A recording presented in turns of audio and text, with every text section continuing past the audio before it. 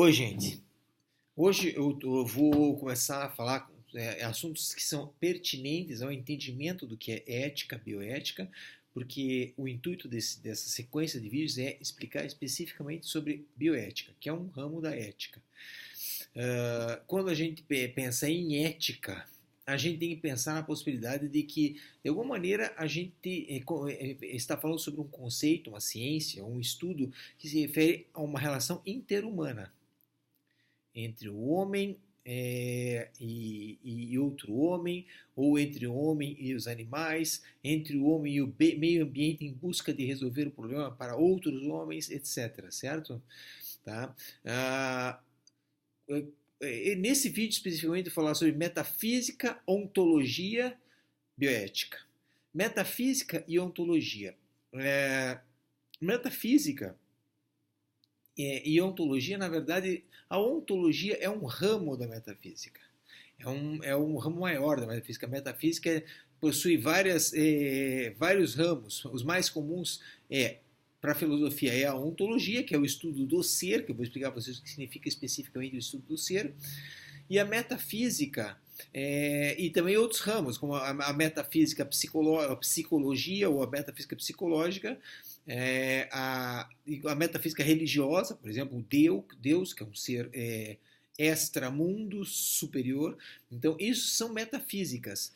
Mas e a ontologia faz parte dessa metafísica. Porém, com a popularização da palavra metafísica ficou sinônimo de coisas bem banais, a filosofia dá preferência hoje para o estudo da ontologia.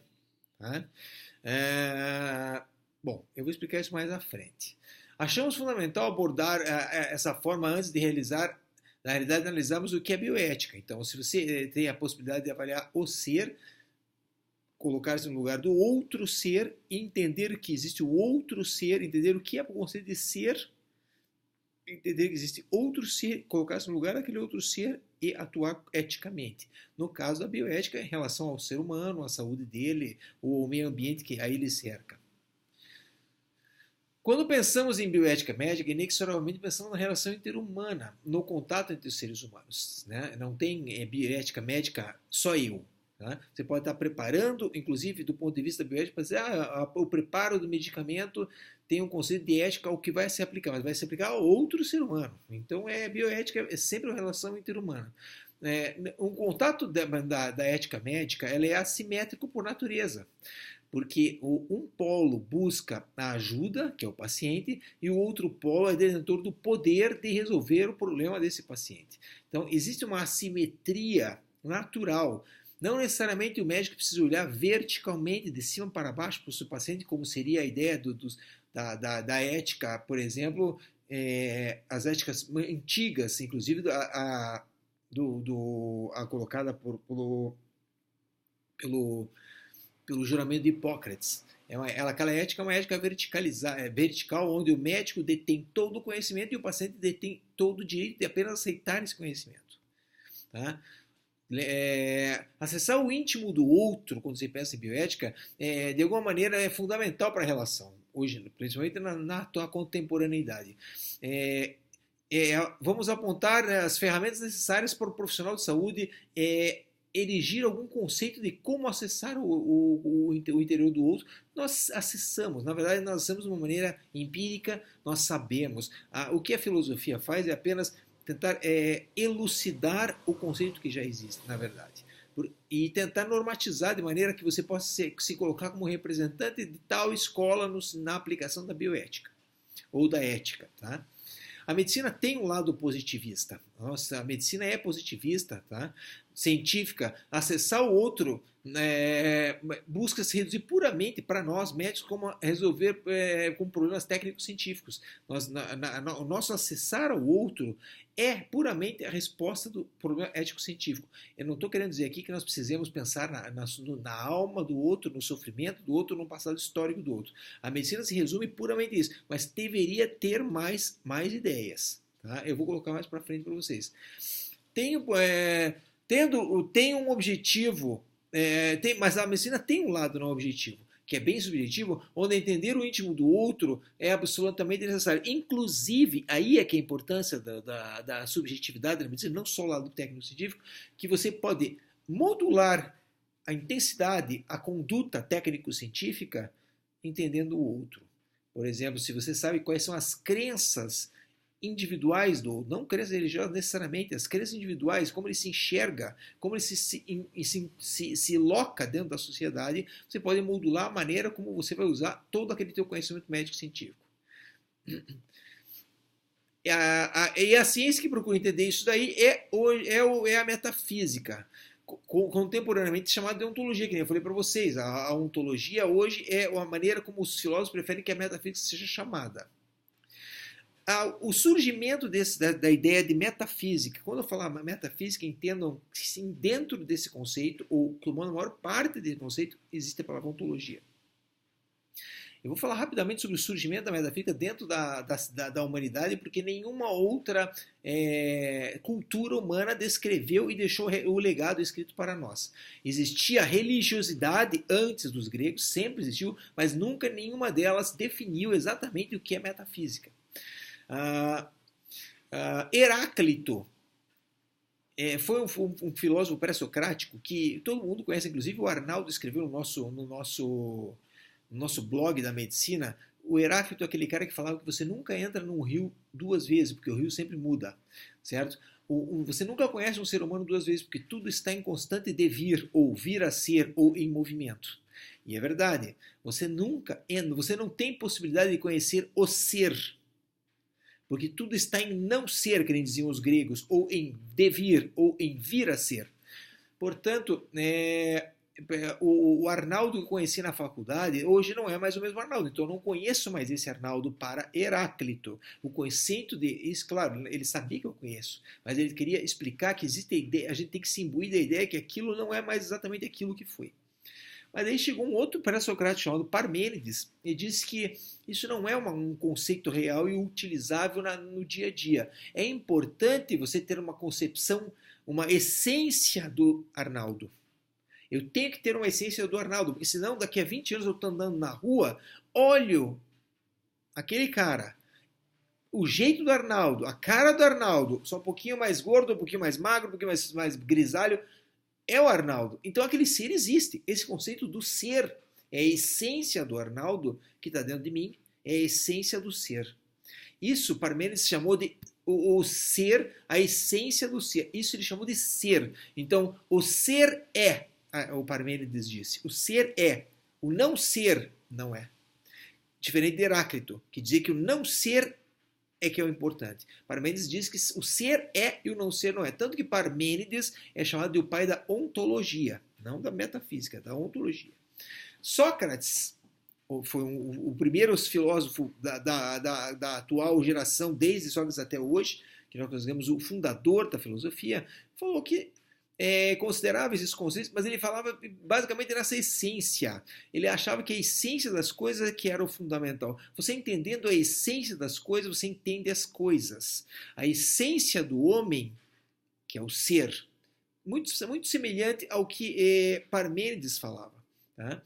E Platão, que foi discípulo de Sócrates, e era um profundo conhecedor dos pré-socráticos, entrando em contato com a filosofia pré-socrática do Heráclito, do Parmênides e com as ideias advindas de Sócrates, criou o conceito de mundo das ideias. Como? O que significa isso? Como é que o Arnaldo que eu vi hoje se conecta com o Arnaldo que eu conhecia 20 anos atrás? Quando eu entrei em contato pela primeira vez com o conceito de Arnaldo, eu resgatei uma ideia de um Arnaldo que existia dentro da minha mente e que existia desde a época que eu nasci. Olha que coisa absurda. Absurda não. Interessante, difícil de aceitar, mas interessante. Ou seja, para Platão, tudo que você tem dentro da tua mente já existia no teu nascimento. Vinha de uma época em que os espíritos habitavam o mundo das ideias. Veja bem, quando ele fala aqui em espírito, não tem nada a ver com Allan Kardec. Tá? É uma maneira laica de falar espírito. Tem que ler para entender, eu não vou explicar isso aqui, senão é muito longo. Então, todos nós temos um espírito que habita o mundo das ideias, e esse espírito tudo sabe, tudo. Tudo, absolutamente tudo. Então, quando esse espírito encarna ou penetra no ser humano que nasce, ele traz consigo todo aquele conhecimento prévio. Só que esse espírito não lembra. Então, um nenê, quando nasce, não lembra de nada. E ele só vai lembrar das ideias quando ele entra em contato pela primeira vez. Então, quando ele, por exemplo, o Arnaldo entrou em contato pela primeira vez com um carro, e ele falou, papai, o que é isso? Carro. O cérebro dele automaticamente recapitulou o conceito carro.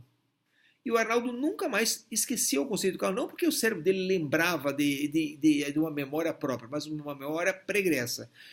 Isso é o que o Platão chamava de mundo das ideias. Tudo no mundo advém das ideias que nós tínhamos antes de nascer. Por isso que a metafísica de Platão é um pouco diferente da ontologia, porque a metafísica de Platão advém de um outro mundo. Então, não é exatamente a ontologia de Parmênides, que o ser é, o não ser não é. Ele não falava em outro mundo, ele falava da Terra. O Platão falava de um outro mundo, mas acabou que a metafísica de Platão se espalhou pela Europa medieval e conduziu todo o conceito da ciência e da filosofia europeia e do Ocidente, em consequência, porque a Europa conquistou basicamente todas as Américas e colonizou quase toda a Ásia. Esses conceitos dele se espalharam pelo mundo. Então a ideia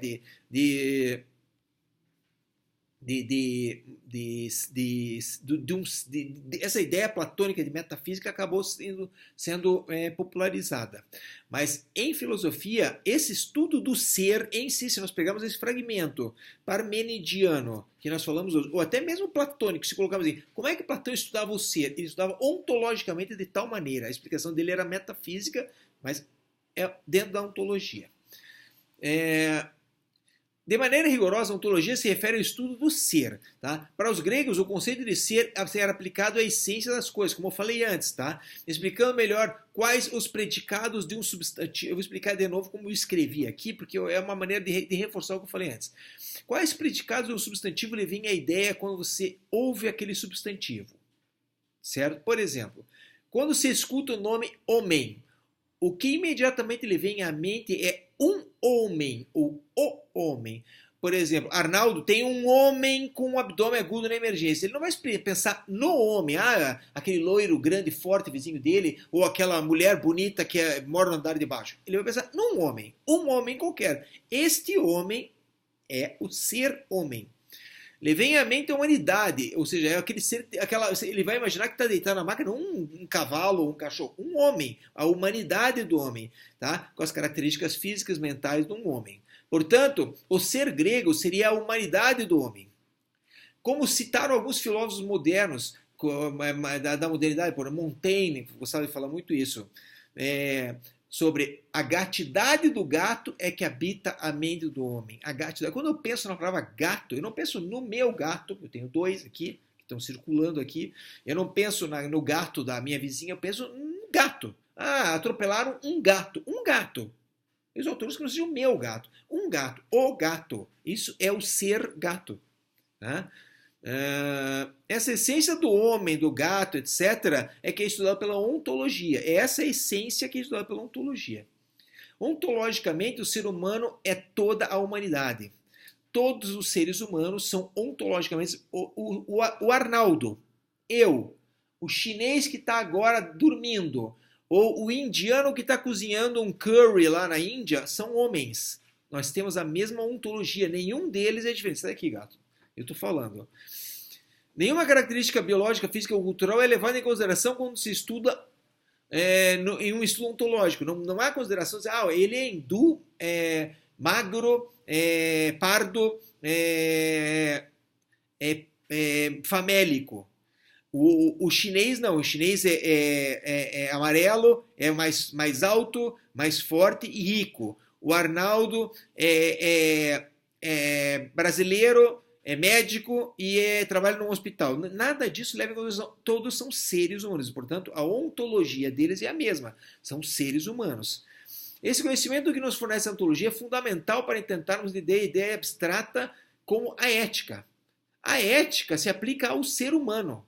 Não a um ser humano, mas o ser humano. Na antiguidade, e principalmente na história medieval, devido à cultura helenística, greco-judaica, porque o helenismo nada mais é do que a fusão entre as ideias romanas, gregas, que na verdade advieram da Grécia, tá? Todo a história, inclusive até os deuses romanos eram gregos, só que mudavam o nome, e judaica, que foi a advinda do cristianismo, graças ao Santo Agostinho.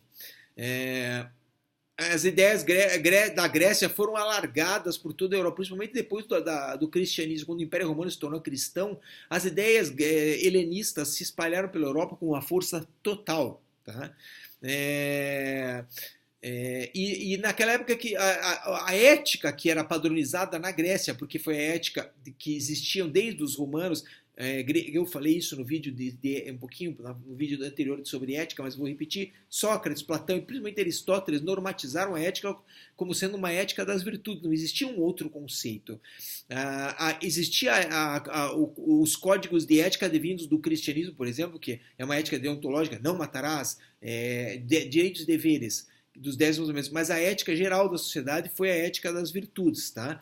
E ela foi espalhada pelo catolicismo, e principalmente por uma figura iminente, eu já falei antes dele aqui agora, o Santo Agostinho. O Santo Agostinho foi um filósofo sensacional.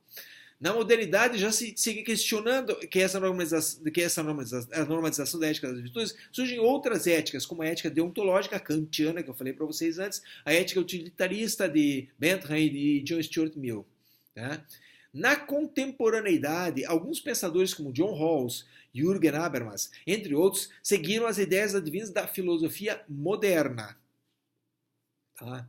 Mas outros, até mesmo antes desses últimos citados, como Freud, Nietzsche, Darwin, quebraram a rigidez das normatizações e apresentaram múltiplas éticas afeitas a múltiplos grupos humanos. Esses três indivíduos criaram a possibilidade de que não existia uma única ética. Kant, por exemplo, com a ética deontológica, para ele a ética era fruto da razão humana.